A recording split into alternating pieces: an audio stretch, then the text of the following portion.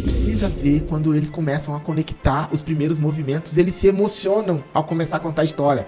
Eu me emocionei ao ouvir a história deles, da primeira vez que eles decidiram montar a salada e no momento que eles acabaram de montar e falaram assim, ó, é isso que a gente vai fazer. E aí eu repito, e aí as pessoas acreditam, né? A narrativa política ideológica, ela é feita dessa forma. As pessoas acreditam que isso é bom, aquilo é ruim. E é muito engraçado. Na verdade, é um filme de 30 segundos baseado em humor.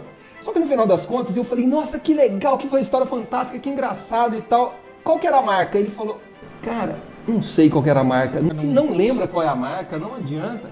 Não é um branding.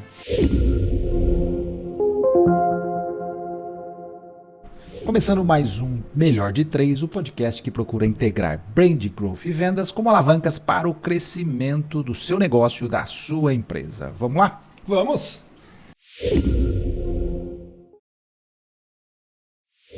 Eu sou o Paulo Razeira, aqui nesse trio do Melhor de 3 eu sou o cara do branding e volta para você, conta um pouco. Eu sou Paulo Milreu e aqui eu sou o cara do Growth, Marketing, crescimento da sua empresa. É isso aí. E eu sou Eli Sintra, aqui eu sou o cara das vendas. Nós três juntos formamos o Melhor de 3 e se você gosta de conteúdo voltado para desenvolvimento empresarial, desenvolvimento comportamental, marketing, growth e vendas, aqui é o seu lugar. Eu queria contar um negócio para você, já teve na minha chácara, né, Paulo? Poxa O vida. Razeira já foi convidado, mas infelizmente não pode ter. Você sabe que lá na minha chácara tá acontecendo tem algo acontecendo lá que é muito diferente do que normalmente acontece nas chácaras, né? E agora, recentemente, eu recebi uma garotada lá e eu desenvolvi um método. Esse método tá voltado para justamente a gente inibir o que vem acontecendo. Tá aparecendo lá na minha chácara onça. Onça pintada. Você sabe que onça pintada tem uma característica, né? Ela só é do Pantanal. Ela só aparece no Pantanal porque aqui na nossa região, a gente está em Bauru, aqui na nossa região só acontecem onças pardas. Então, quer dizer, essa onça pintada, ou essas onças pintadas que estão aparecendo lá na minha chácara, ou na redondeza da minha chácara, elas estão se deslocando do Pantanal aqui para a região de Bauru. Mas eu tenho um sobrinho de 9 anos que, quando eu disse isso para ele, ele falou, tio, eu sei caçar onça. E não é que ele sabe mesmo? E aí a gente trouxe esses amigos dele e nós desenvolvemos um método, e esse método tem 3 etapas, ok? Primeira etapa é acossoar. Acossoar, você sabe o que é, né? Eu também não, mas ele falou e eu imagino que acossoar é chegar perto da onça, certo? E aí ele precisa identificar se a onça é parda ou se essa onça é pintada, porque o método que ele tem é para onça pintada, não é para onça parda, não é? E depois a parada é correr se a gente achar a onça ali. E esses dias atrás, nós tivemos lá, de noite, saímos todo cheio de equipamento lá, lanterna, tudo equipamento para correr, tênis, tudo coisa para identificar e correr. E, segundo ele avistou uma onça no meio do mato e todo mundo saiu correndo. E era pintada? Era pintada, segundo ele, sem dúvida nenhuma era pintada. Ele falou que chegou a ver as pintinhas da onça lá. Tudo isso para dizer para vocês que o storytelling tem um poder fascinante. Muitos de vocês que estão nos ouvindo, e vocês que estão aqui comigo, meus novos colegas, provavelmente passaram o filme da onça, da molecada, de tudo acontecendo. Isso é algo, isso é uma pitada, uma gotinha sobre o nosso assunto de hoje, que é storytelling. E aí? As empresas, chegou o momento das empresas utilizar isso nas suas campanhas de marketing, brand. Já tem muita gente utilizando, não é? E como que uma empresa média, pequena, pode capturar essa oportunidade e usar o storytelling para aprender as pessoas, para aprender sua audiência, para aprender seus clientes? O que vocês me dizem sobre isso? Posso falar uma coisa sobre essa história que você criou? Sei lá, você deve ter trouxe preparada, né? O cara já veio com o roteiro. Isso, na verdade, isso faz parte essa história é verdade, essa história é verdade, aconteceu. Com todos esses detalhes. Com todos esses detalhes. Eu vou mostrar, depois eu vou colocar as fotos para vocês da gente saindo para caçar onça lá. O fato é que pra gente virou verdade. Depois que você contou e a gente ficou imaginando, né? Virou verdade. Mas esse é o poder justamente do storytelling, de você conectar as pessoas e criar ali a tal da conexão emocional, que eu sempre falo que tem muito a ver com branding, né? É óbvio que quando a gente fala aqui para branding, o objetivo de uma história como essa é você gravar uma marca na cabeça da pessoa, fazer com que a pessoa se lembre da marca e crie sensações positivas com aquela marca, né? Porque não adianta nada também se conta uma história linda, maravilhosa e no final das contas a pessoa até se envolveu com a história, lembra, conta em detalhes, mas não lembra. Aliás, eu tenho uma história, mas essa é verídica em relação a... Eu sei que a sua também é verídica, tá? Não estou dizendo que não, mas eu lembro de uma situação...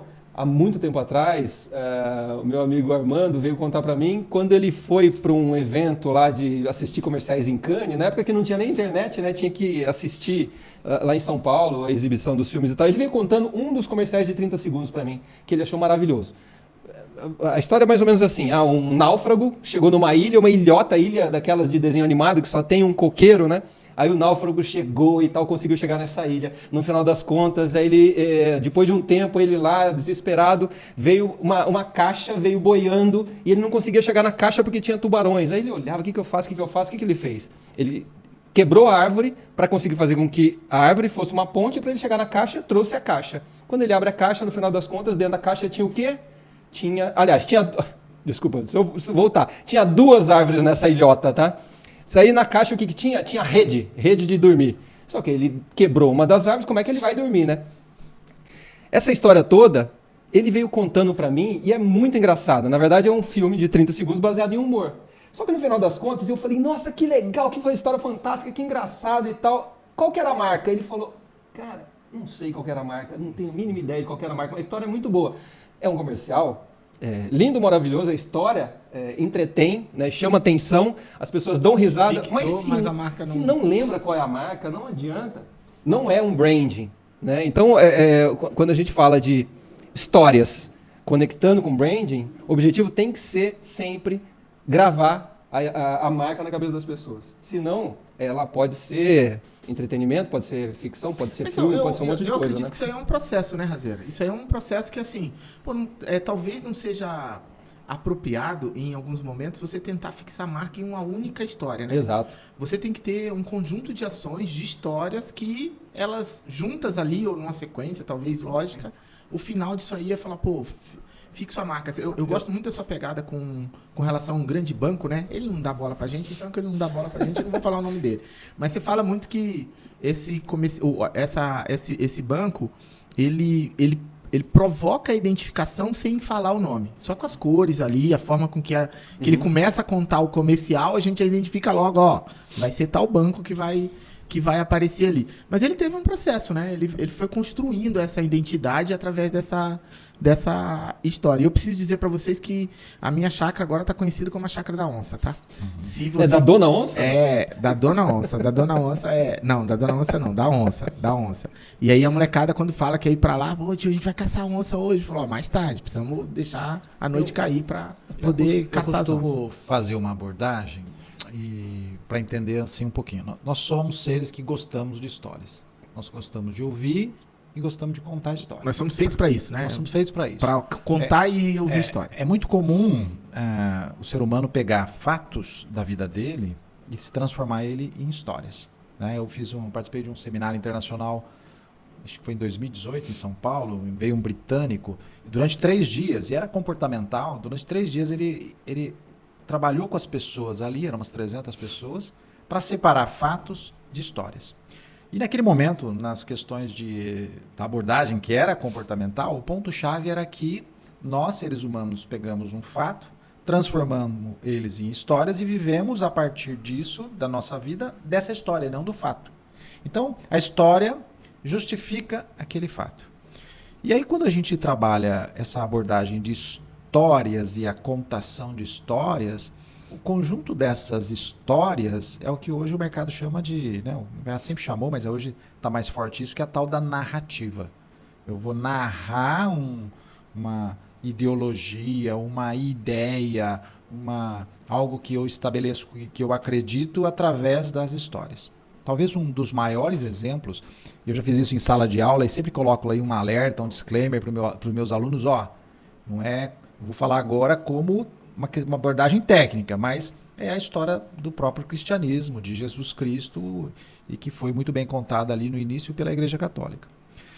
Se a gente olhar todas as histórias por trás da narrativa do cristianismo, que são as parábolas de Jesus, que são os discípulos, que é toda a trajetória ali do Velho para o Novo Testamento. Se a gente olhar toda essa narrativa construída a partir de histórias, a gente passa, né, e o cristão passa a acreditar piamente nisso, independente se tudo isso foi fato. Porque para ele, a partir da crença dele, da fé, é fato. E aí o ponto-chave ali é que em nenhum momento eu fui até esses locais que aconteceram, estudei sobre ciência que me comprovasse que era fato. Mas a história foi tão repetida e bem estabelecida ali como uma estrutura de símbolos, rituais, palavras sagradas, que isso se estabeleceu como verdade. E aí se cria, a partir disso, as próprias marcas, o fortalecimento dessas marcas.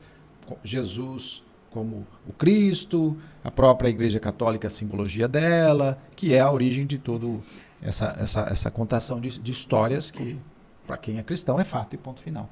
Então, quando a gente começa a abordar dessa forma, você vê, ali é o grande exemplo de a construção de um grande movimento, que por trás tem uma grande comunidade e que por trás tem uma das maiores marcas, talvez, do mundo. Simbolicamente registrada e estabelecida através de um livro chamado Bíblia, que é um dos livros mais lidos no mundo. Você vê, se você olhar tudo isso e fizer uma análise muito clara sobre isso, você transfere isso para uma própria empresa. E você tem casos assim já acontecendo. Você vê, hoje, uma grande rede de franquia, um grande empresário que tem uma grande história, tem um livro. Ele tem palavras e frases que são repetidas continuamente. A gente poderia citar o Flávio Augusto, a gente poderia citar o Abílio Diniz, já falecido, a gente poderia citar o Alexandre Costa da Cacau Show. Né? O Alexandre Costa na Cacau Show, quando ele inaugurou a loja 1000 dele, ele lançou um livro, contou uma história, tem a história do Fusca. Eu não sei se aquele Fusca você vê como é crença, né? Eu não sei se aquele Fusca é o Fusca mesmo, se ele comprou outro, porque ele, naquele momento ele vendeu. Esse Fusca está ali perto de São Paulo, na fábrica dele, exposto, porque tem uma simbologia. E você vê, e aí você consegue, através dessas histórias... Como a gente entra na história, quando a gente começa a ver esses marcadores, né? Cria um significado. Eu falo que isso me remete muito ao veículo rádio, né? O rádio tem esse poder, né? De entrar na nossa mente, a gente começa a ouvir a narrativa ali, começa a imaginar, e o storytelling tem muito esse poder, quando ele é bem construído, né? Da gente quase que fechar os olhos e começar a ver o filme, né? Então, você olha o Fusca, já imagina o cara indo trabalhar com aquele carro e tal, e daqui a pouco seus olhos estão abertos, mas você não está enxergando o que está na sua frente, você está lendo o que está na tua mente. O meu estava falando, e eu vi que a gente acabou naturalmente pegando uma vertente muito para empresa e marca, né? E eu queria balancear um pouco isso, trazendo um pouco para vendas, né? Porque a gente fala muito aqui sobre a questão da venda descritiva, que ela deveria ter acabado no final dos anos 90 para todo mundo, e até hoje algumas empresas permitem que os seus vendedores ainda trabalhem a venda através de uma descrição de um produto.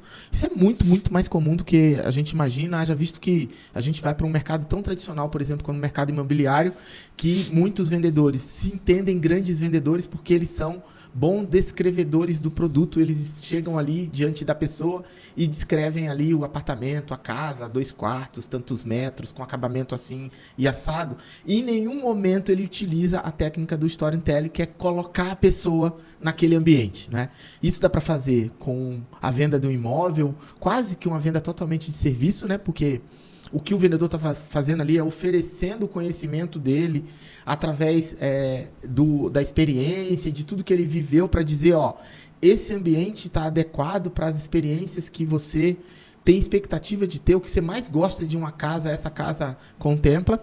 Então, ele precisa colocar a pessoa na terceira pessoa, né? Ele precisa dizer, ó, você se imagina aqui nessa área comum, como seria um churrasco aqui com seus amigos, seus familiares, a posição da churrasqueira, a posição da mesa, olha só essa piscina na frente, onde você vai poder estar aqui com todas as pessoas que você gosta e ainda olhando os seus filhos. Esse tipo de de captura da técnica, a maioria dos vendedores não utilizam, né? Ou se utilizam no momento errado. E não dá para falar diferente, tá? Às vezes um vendedor que utiliza está dizendo assim, não, mas isso aí não é a maioria. Cara, é a maioria. Que bom que você utiliza, que você vai lá e faz isso, você conta a história e coloca a pessoa diante daquelas expectativas, mas não é comum. Quando a gente vai lá conversar com o vendedor e olha para a entrevista dele, como que ele conduziu a entrevista junto ao cliente, a gente percebe que ele não utilizou essa técnica de transferir a pessoa para aquele ambiente para utilizar isso. Nem tampouco isso é feito quando a gente vende produto físico, por exemplo, né?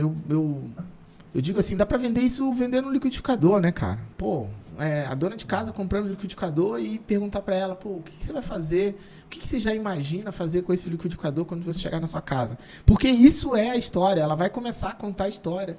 Pô, tem uma massa assim que eu gosto de fazer, e quando eu chegar em casa eu vou colocar ele nesse lugar.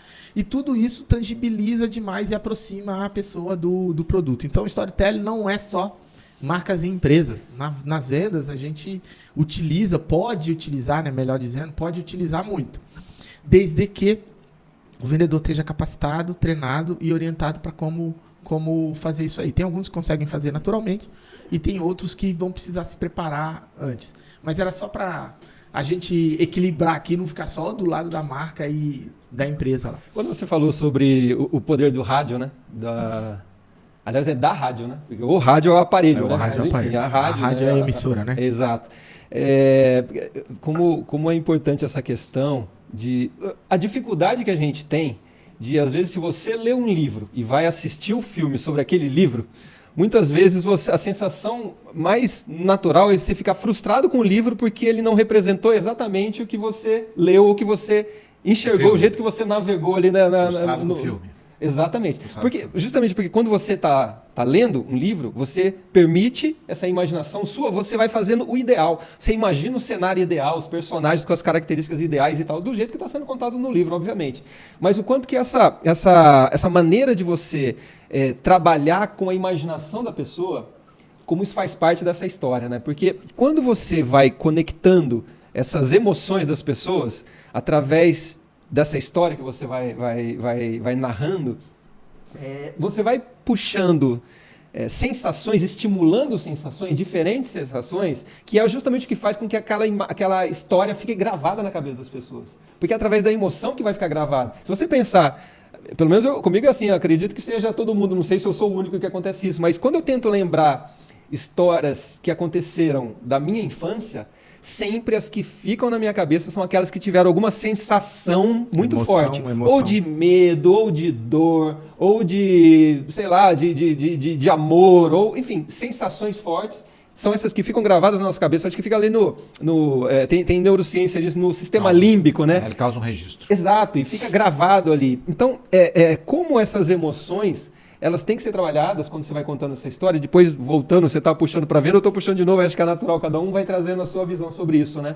Mas essa questão de você trabalhar construção de marcas, você foi perfeito quando você falou, é uma construção, é ao longo do tempo que várias histórias vão se conectando e às vezes você está falando a mesma coisa de maneiras diferentes. E aí, todas essas histórias, ao longo do tempo, criam uma história única na cabeça das pessoas. E essa história única é o que fica gravada e faz com que a pessoa, quando está na frente sei lá, está ali no supermercado, tenha uma conexão com um produto ou com outro e coloque no seu carrinho um produto ou outro, justamente por esse histórico que já foi construído anteriormente, né? Mas o fato é, trabalhar a imaginação das pessoas.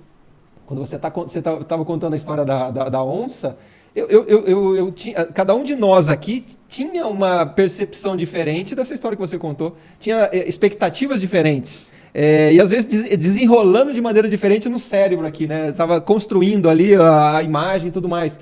Então isso é muito poderoso, de você deixar espaço para a pessoa imaginar da maneira que ela está idealizando aquela história, e com isso você está gravando na cabeça dela, e de preferência, quando a gente fala de brand, fazer com que ela se lembre da marca ao longo do tempo, né? Por essa construção. Eu tô começando um projeto na verdade, não é uma ONG, né? Um instituto. Achei que era uma onça, você fala. A gente combinou as cores aqui da Jujuba, presta atenção, hein, Paulo?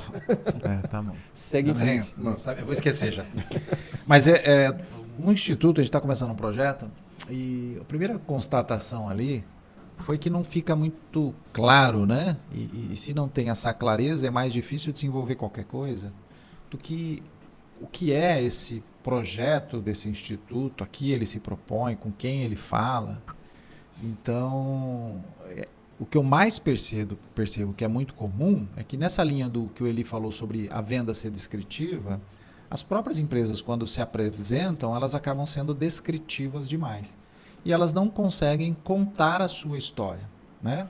E o processo de ensinar o agente comercial já começa com a empresa, na integração da empresa, que ela é descritiva. Exato. Na sua integração de proposta de valor. Exato. Ela não conta uma história.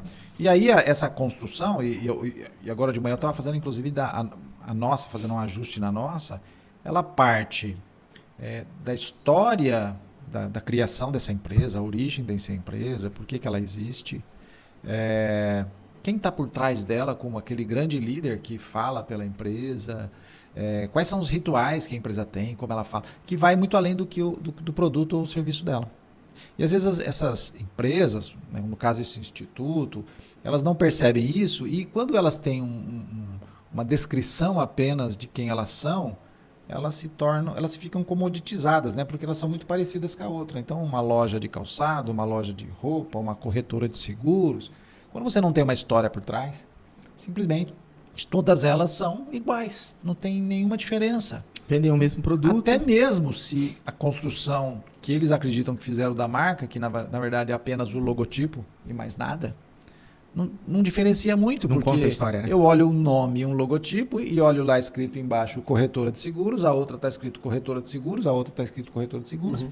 Por isso que é muito comum, no caso de corretora de seguros, a personalidade dessa empresa estar numa pessoa. É muito comum vocês perceberem, se você tem lá um corretor de seguros, na verdade, da corretora de seguros tal, na verdade é o nome da pessoa que você lembra, que é o corretor de seguros. Nem sempre é do logotipo, da marca, você nem está preocupado com isso. E quando você vai indicar essa empresa para alguém, você não indica a empresa, você indica a pessoa. Então a personalidade e a história que você conhece está por trás dessa pessoa. E quando você vai trabalhar a partir de um princípio que é ruim, que é a descrição, como é que você consegue contar essa história para o mercado, para você atrair pessoas e para você gerar uma demanda sob o aspecto de o que você faz por mim e qual a transformação que você causa? Que esse é o ponto-chave, né? Quando você fala do liquidificador, qual o resultado desse liquidificador? É isso que eu estou comprando. Quando você fala do imóvel, é onde eu quero morar. Então, quando você fala de comprar seguro, né, que é mais complicado ainda, que benefício você tem. E se você não tem uma boa construção dessa história para chegar até esse ponto, como é que você gera demanda para eu converter em demanda? Eu falo que é uma das vendas mais complexas que tem, é a venda do seguro, porque você nunca vai ver ninguém comemorando num barzinho a aquisição de um seguro com a família. Falar, estou aqui com a minha família hoje porque eu adquiri um apólice de seguro e estamos aqui comemorando, né? E aí o vendedor ele precisa ser mais competente ainda. Eu vou pegar aquele gancho do Razeira. O Augusto Cury ele fala sobre a memória RAM, registro automático de memória, e ele fala que o registro automático de memória funciona como se fosse uma agulha de gravação no HD. Quanto mais emoção você tem, mais a agulha pressiona e registra aquilo lá. Quanto maior registrado sob emoção, maior a capacidade daquilo permanecer nos seus arquivos e ser fácil para você buscar, né? Ele dá até alguns exemplos nos livros deles, né? Ele fala, o teu primeiro registro de memória provavelmente aconteceu de 3 a 4 anos. Antes disso, é como se o HD não funcionasse, né? Você não consegue ter lembranças ainda antes do 3, 4 anos. E normalmente essa primeira lembrança, a primeira vez que a agulha gravou, foi um registro de memória muito forte, né? Então, normalmente ele fala que é algo negativo, até um tombo, uma queda, ou o seu aniversário, onde você estava cometido por fortes emoções ali. Quando a gente vai para o ambiente comercial, o ambiente de venda, a gente simplifica isso, trazendo para o vendedor a seguinte questão. Quando você está diante de alguém, ele vai tomar a decisão baseada em dois pilares, posições e interesses. As posições são racionais, ou seja, não geram registro de memória, E os interesses são absolutamente emocionais e vão gerar registro. Por que hoje em dia os grandes vendedores utilizam essa coluna do interesse? Porque essa coluna que vai gerar lembrança, que vai aumentar o interesse, que vai fazer a pessoa decidir. Por que vendedores amadores são tão difíceis de ser treinados? Porque eles querem utilizar a coluna das posições. Eles querem descrever, falar do preço, da condição comercial. E isso não emociona, isso não gera registro. Isso não vai me lembrar, isso não vai me gerar lembrança. O que vai me gerar lembrança é quando eu falo dos interesses. Quando eu vou lá e falo, por que você quer isso? E quando? Você já se viu utilizando isso aí? Você já se viu aqui com isso? Isso sim vai gerar lembrança. É a hora que a agulha do registro automático de memória pressiona o HD e fala, isso aqui eu vou te lembrar mais. Isso para a gente não precisar ir tão longe que é. Esses vendedores que já utilizam a coluna do interesse, eles são vendedores que são muito referenciados, até por clientes que não compraram. Porque eles geraram esse registro, essa lembrança. Então, aquela pessoa, quando está diante de alguém que tem um problema, que está ligado àquela solução do vendedor, ele lembra daquela pessoa. E olha só, muitas vezes ele nem comprou, mas ele está referenciando aquele vendedor por causa do registro automático de memória, por causa da lembrança que aquele vendedor conseguiu criar, né? Algo simples, mas que precisa ser muito trabalhado ainda nas áreas comerciais. Tem um trabalho aí a ser feito. E tem uma estratégia, tem técnicas, né, para você usar isso do jeito certo. Falando em técnicas também, eu fico pensando, voltando de novo para marcas, né, para branding, a importância de você, quando você está construindo as histórias, de você deixar claro até para o seu público o quanto aquela história é ficção, o quanto é realidade também, né? Porque às vezes é sutil isso, né? Às vezes a gente, não, mas todo mundo está sabendo que eu estou contando a história da onça e é verdade, ou eu estou brincando, enfim. Porque se for usada uma história com a sua narrativa de uma maneira que está entretendo o público, está chamando atenção, está gravando, está diferenciando, enfim, está criando todas essas emoções que são positivas para a marca ficar fixa na cabeça das pessoas, é uma parte da história. Só que quando você está contando essa história, dizendo que ela é verdadeira, existe um compromisso, e um compromisso de autenticidade, que tem muito a ver com branding. A gente sempre fala, né? Construir confiança na cabeça das pessoas é construir branding, né? E se você quebra essa confiança, porque aquela história que você estava contando não é exatamente daquele jeito, e você está querendo dizer que às vezes pode gerar uma crise na reputação. Tem um case muito... Tem vários, né? Tem vários de cara que pisaram na faixa aí e se ferraram, né? Tem um que eu sempre lembro, que é do sorvete de Leto. Sorvete de Leto é estudado na pós-graduação da Fundação Getúlio Vargas. É um case clássico. Porque teve uma debandada de clientes, né? Exatamente. Os clientes se uniram contra a marca, né? Exatamente. Mas por quê? Porque existia ali uma história, e era uma história que era super bem contada, né? E era apaixonante, né, pô? Tinha enfim, a narrativa que eles colocavam ali era que o avô do fundador italiano tinha uma receita, o sorvete feito com gelo dos Alpes da Itália, sei lá o quê, e aí tinha toda uma história construída em cima disso, só que dava a sensação que era verdadeira a história. Na verdade não era verdadeira. E até o nome do avô do cara não era exatamente aquele. Tipo, a história era Vitório, que eles usavam, mas o nome do avô dele era Antônio. Então, para quem sabia, era óbvio que não era verdadeira história. Só que do jeito que foi sendo construído ao longo do tempo... Esqueceram de dizer que era brincadeira. Era uma brincadeira. Que era uma ficção, né? E aí um cliente no mundo conectado de hoje, um cliente resolveu ir lá e falar, deixa eu pesquisar isso aí, eu tô tão apaixonado por essa marca que eu quero me aprofundar nessa história. E ele descobriu que não existia avô, que não existia receita, que não era nada, e começou a contar isso para todo mundo. Se fosse a história colocada de uma maneira onde ficasse, de um certo sentido, óbvio que era uma ficção, só que ele estava conectando a história que foi contada com os valores, com os princípios da marca, com o DNA da marca que a gente fala. Então tinha ali todos os princípios, né, de ter o cuidado, de escolher adequadamente os ingredientes, de ter um amor que você colocava na produção, a origem natural dos ingredientes e tal. Enfim, tinha um monte de conceitos e de princípios que eram os princípios da marca. Só que era colocado de uma maneira nessa história como parecia que estava enganando o público e falando algo que na verdade não era verdadeiro. E aí você vê como é sutil isso, né? Só o fato de você...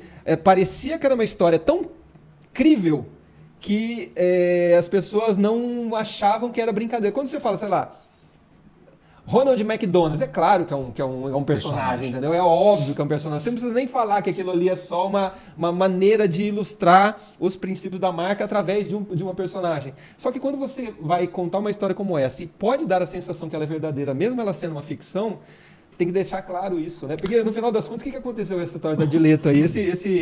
Esse consumidor que ficou indignado e tal, porque, enfim, foram para o CONAR, que é o Conselho de Autorregulamentação do Mercado Publicitário e tal, e o CONAR realmente deu razão para o consumidor e falou que a marca precisava se retratar. Então, houve uma crise de reputação com a marca, porque parecia que a marca estava querendo enganar os consumidores.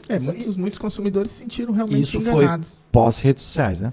Foi antes? Foi antes das redes sociais. Era algo que era usado na embalagem. Qual foi o caminho que... Cara, vamos lá, pelo Conselho de Autorregulamentação. Mas Isso como é aí- que o buzz se espalhou? Eu fico imaginando como é que...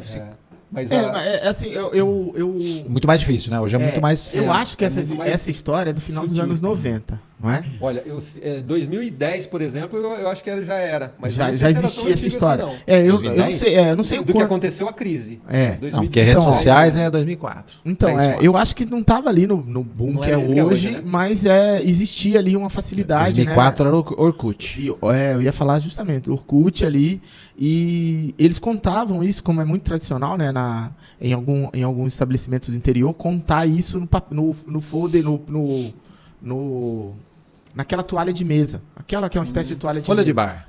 Então Não, ele mas tinha não, ali folha de bar é panfletinho e tal, e contava isso, e a galera adorava Ah. olhar. E isso foi criado mesmo como uma espécie de storytelling, quer dizer, ele foi encaixando momentos ali, né? E quando eu visitava o meu avô, e ele já... Aí, pô, a galera foi viajando, os caras também viajaram na maionese, né, cara? E a gente fica pensando, pô, como é que difundir uma história como essa em períodos pré-redes sociais, igual é hoje? Mas se a gente for pensar, tinha uma reportagem na revista Exame falando sobre isso. Quer dizer, antigamente tinha maneiras que a gente mal se lembra disso, né? De como que a gente ficava sabendo das coisas antes. A gente só não sabe se era realmente uma comoção popular ou não, né?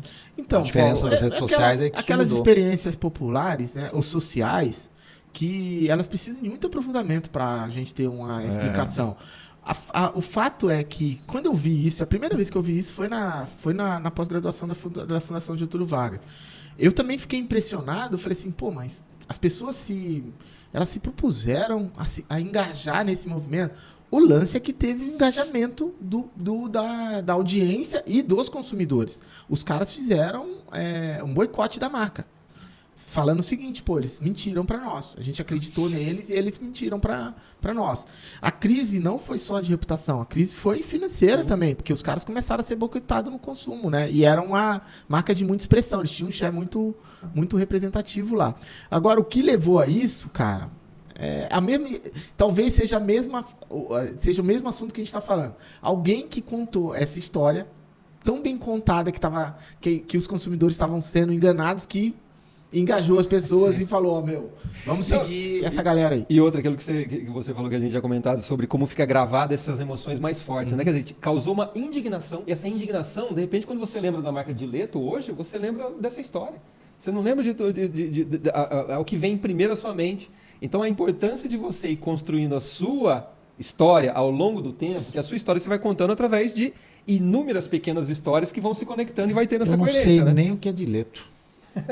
Eu acho que talvez assim... Eu não conhecia a marca até eu acho que ter esbarrado com ela. talvez uma outra análise que a gente não está fazendo é a bolha, né? Tem que só entender isso. Sim. É a bolha. Pode ser que ficou numa me lembro bolha que era um- pequena e alguns veículos de comunicação específicos deram repercussão para isso e contaram uma nova história. Ih, aí Construíram tomou uma dimensão. uma narrativa a partir dessas tomou uma histórias. dimensão maior. Porque acho que a grande diferença quando a informação fica descentralizada, distribuída como nas redes sociais, é que é mais parecido com um rastro de pólvora, né? A coisa vai explodindo de uma vez, numa velocidade, porque, de repente, né, já aconteceu com a gente aqui. Eu mando algo para você que eu acabei de ver, num videozinho no Instagram, acho que isso é uma novidade para mim, mando para você e você fala assim, isso eu já vi, já faz um ano. E às vezes isso vai reverberando num nível nas redes sociais que muda o jogo, né? E os próprios veículos tradicionais acabam acompanhando isso. Sim. Eu acho que essa é a mudança da dinâmica. Então, construir as suas histórias hoje, né, o storytelling hoje, ele tem um desafio maior até que no passado. Não, mas uma coisa que eu Ao mesmo tempo que mais pessoas podem construir histórias. Antes era mais difícil, né? Para reverberar. Você falou, de repente, tem todos os interesses envolvidos nessa história. Né? Tem de todos. repente tinha o interesse ali da marca, o interesse do consumidor, o interesse de quem estava contando, criticando, de repente do veículo de comunicação, que de repente colocou um holofote naquela história. Qual que era o objetivo desse veículo de comunicação quando colocou um holofote nessa história? Era, de repente, chamar atenção para gerar audiência, para vender mais revistas. Então, tudo isso aí está envolvido nessa história. E quando a gente fala de história, eu remeto assim, história é algo que é mais objetivo. A história em si são os fatos, os acontecimentos, os personagens, as datas, é algo que aconteceu ali que é mais... são fatos mais reais. Eu acho que eu vou discordar com você pelo seguinte, a história é a interpretação dos fatos. Então, mas aí chega... Porque nos fatos, se ele se conectar a algo que eu acredito, num fato, e você acredita de outra forma, as interpretações são diferentes. Mas esse é o ponto. O que eu vejo é assim, quando a gente fala a história, a gente está falando de coisas mais objetivas. O conteúdo, digamos assim, vamos trabalhar, é o conteúdo. Quando a gente fala de narrativa, que isso tem em jornalismo, isso tem no marketing. E aí, em qual sentido que a narrativa ela está sendo construída com o objetivo de manipular, de colocar uma posição que vai me beneficiar ou beneficiar um terceiro com objetivos claros de eu ter mais lucro com aquela história. Tanto no marketing quanto no jornalismo, isso pode acontecer. E isso acontece em todas as situações. Então, assim, mas o marketing é a arte de contar mentiras. Não é exatamente isso. Você vai ter marketing sendo feito com boas intenções, com objetivo, obviamente, né, muita gente vai dizer que são objetivos menos nobres, que é promover empresas, gerar vendas, gerar lucros. Se a gente for pensar naquela lógica que você sempre bate no conceito de que a empresa é a maior projeto social do mundo, porque ela gera emprego, gera impostos e faz a economia daquele país ter sucesso, né?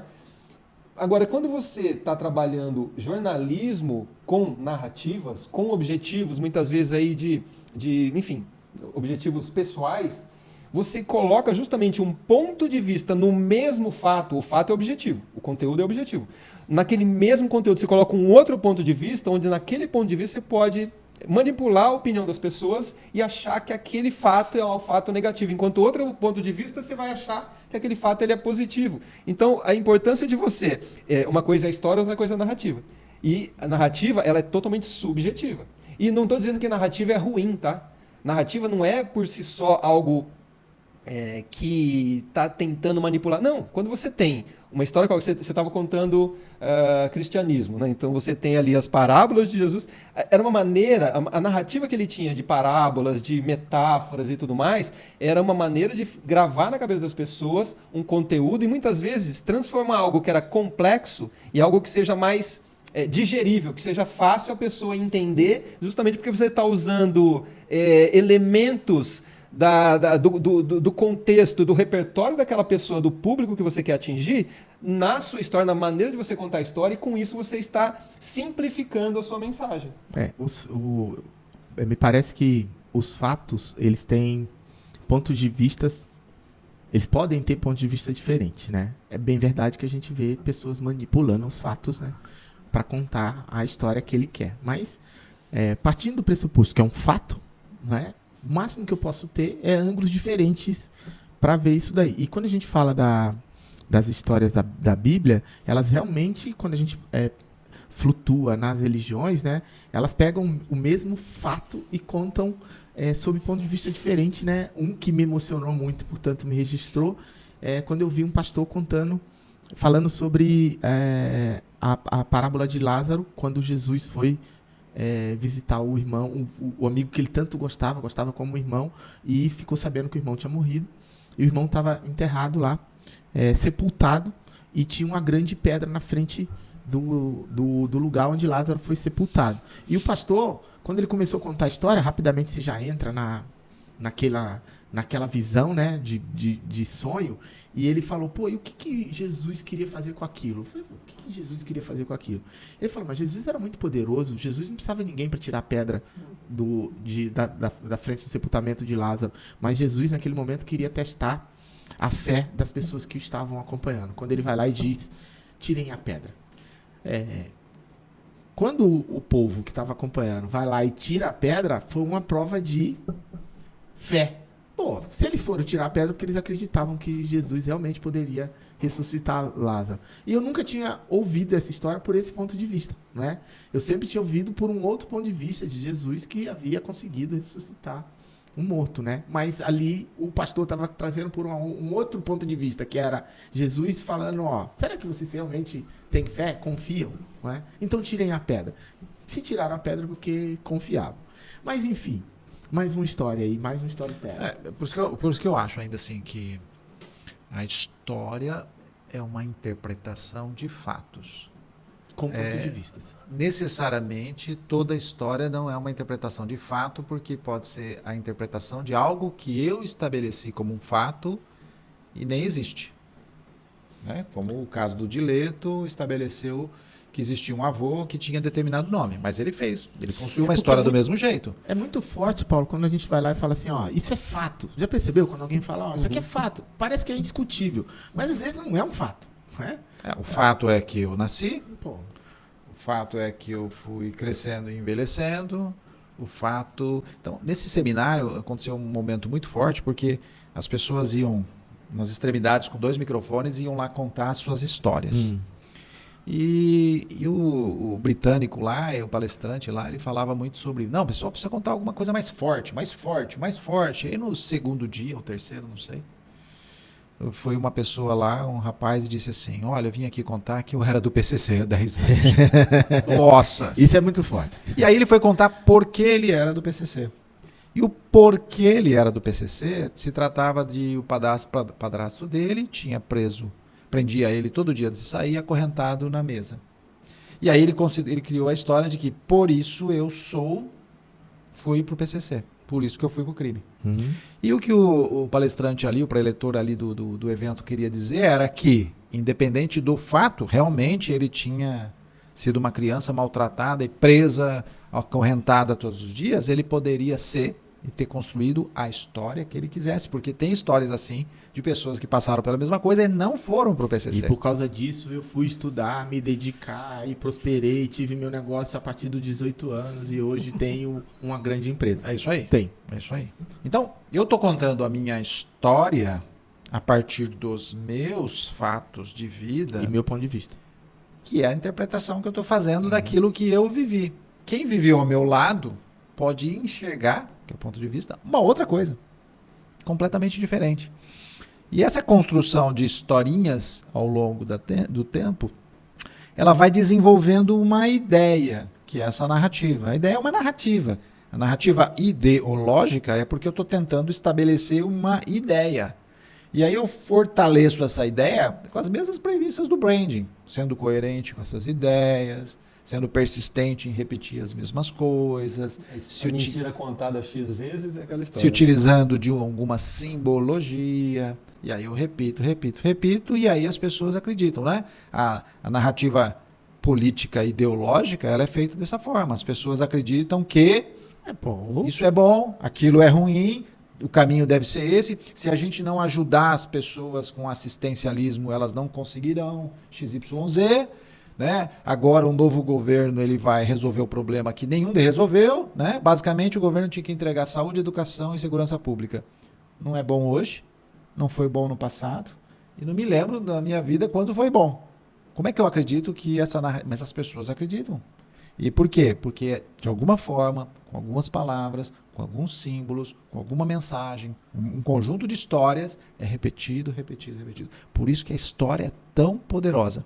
E aí, se eu voltar para a religião ainda, eu tenho uma religião positiva, vamos dizer assim, que é o cristianismo, mas eu tenho outras também que fizeram pessoas até se suicidar, né? Famosas, como nos Estados Unidos, com o Jim Jones. Ele fez Jim Jones. Qual é o nome daquele livro, Paulo, que... O Osho, que tem uma história de um documentário do Osho, Você vê os livros do Osho super bonitinhos, eu lia, falava assim, que mensagem bonita. Você vê a história do Osho nos Estados Unidos, é assustadora. Eu li no ano passado, primeiro semestre do ano passado, 1.001 ofertas. 1 milhão de ofertas. De quem é esse livro? É um capa azul, não lembro, mas ele fala muito sobre histórias de chairmans. Os chairmans, no final do século XVIII, começo do século XIX, eles eram muito requisitados pelos grandes empresários. Todo empresário precisava de ter uma espécie de assessor. Um guru espiritual? Não era um guru um guru de decisão ali. É um cara que ajudava. Supostamente, ele tinha grande experiência em negócios, tinha muito relacionamento, conhecia todo mundo. Mas nem todos eles eram assim. Alguns, naquela época, a informação não estava na palma da mão. Alguns se fantasiavam de chairmans, né? Eles não eram verdadeiramente pessoas que eram estudadas, que passaram por negócios, que tiveram uma vivência, uma experiência naquilo, mas eram muito requisitados porque eles tinham um personagem, eles conseguiam se caracterizar como chairman. E aí ele fala sobre caras que eram muito bons. Nesse livro ele fala de caras que eram muito bons, e caras que viveram a vida inteira aliciando e prestando serviço para grandes empresários e que, na verdade, nunca foram nada. Tinham saído de uma família bastarda lá e que não tinham conhecimento nenhum, mas se vestiam muito bem, falavam de uma maneira muito comunicativa, eloquente, e aí eles eram capturados por esses empresários como uma espécie de consultor ali para a grande decisão.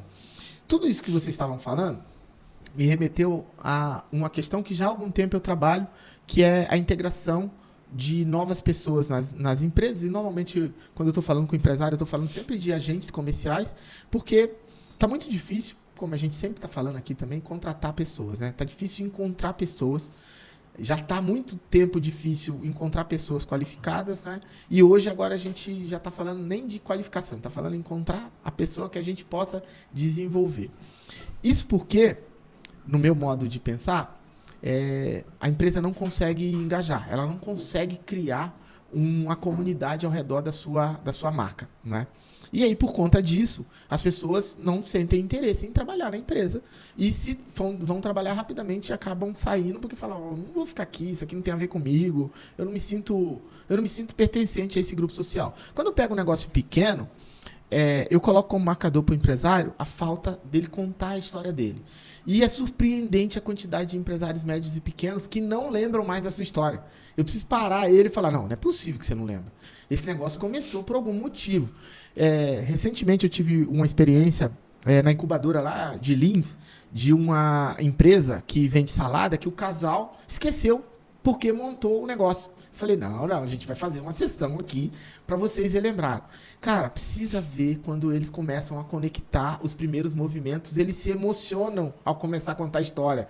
Eu me emocionei ao ouvir a história deles, da primeira vez que eles decidiram montar a salada e no momento que eles acabaram de montar e falaram assim, é isso que a gente vai fazer. A gente vai ter uma empresa de venda de salada, comida natural e parará.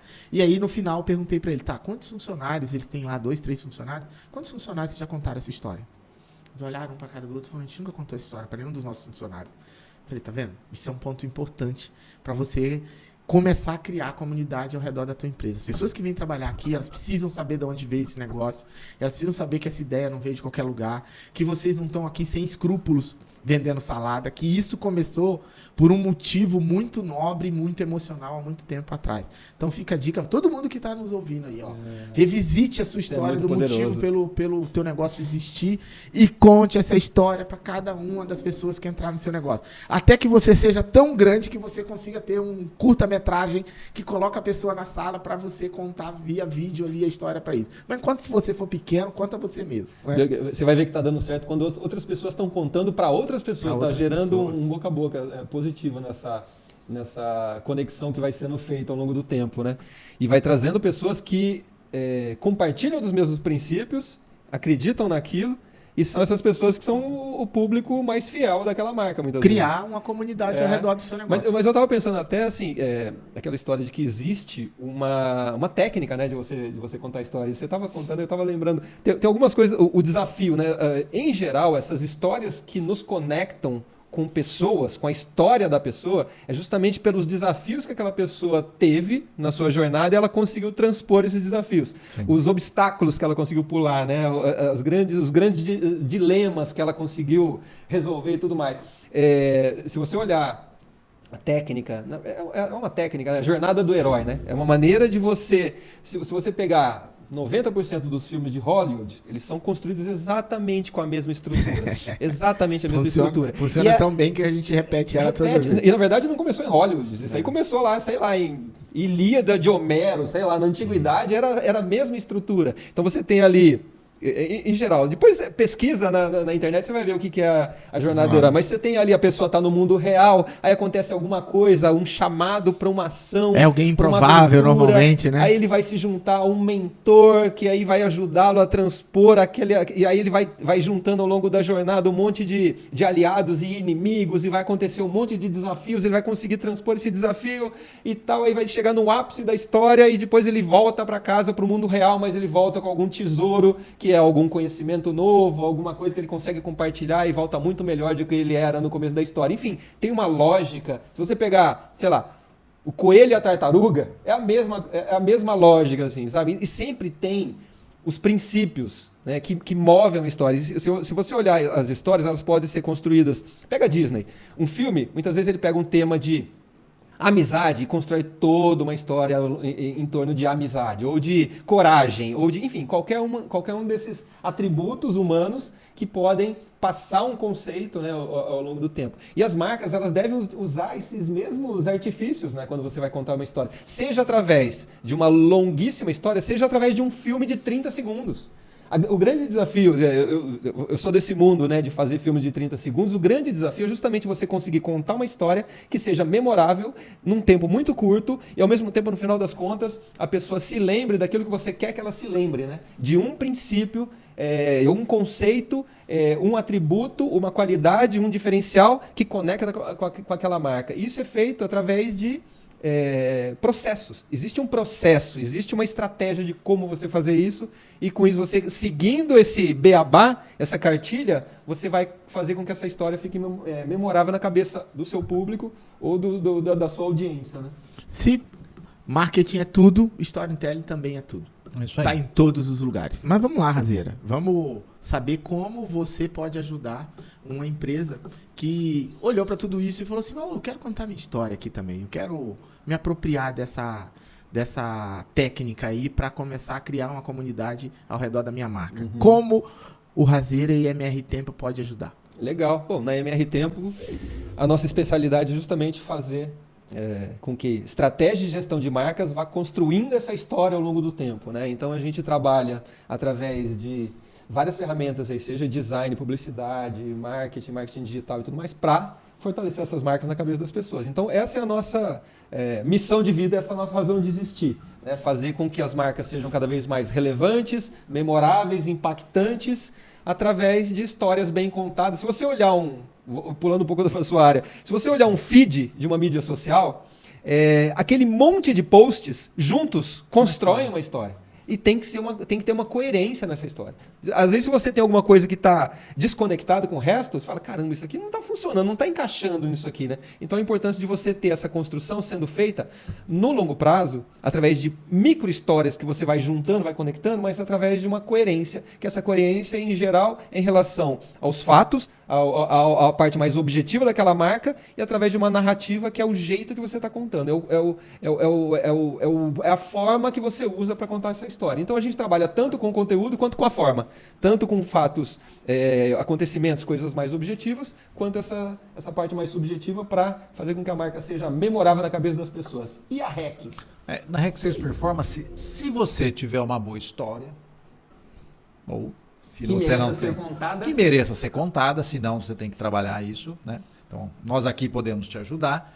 A gente vai conseguir trabalhar essa história na sua presença digital, no seu conteúdo, gerar um tráfego, uma audiência em cima disso, para a gente possa te ajudar a gerar uma demanda para que você converta mais em vendas, e aí o Eli pode nos ajudar. Pois é, esse é um tema que naturalmente a gente se conecta aqui, né? Não que outros não aconteçam isso, mas esse é um tema que naturalmente se conecta. Se Brand foi lá e conseguiu construir uma boa história verdadeira e entregou para a atração. A atração foi lá e conseguiu colocar os caras na porta do gol.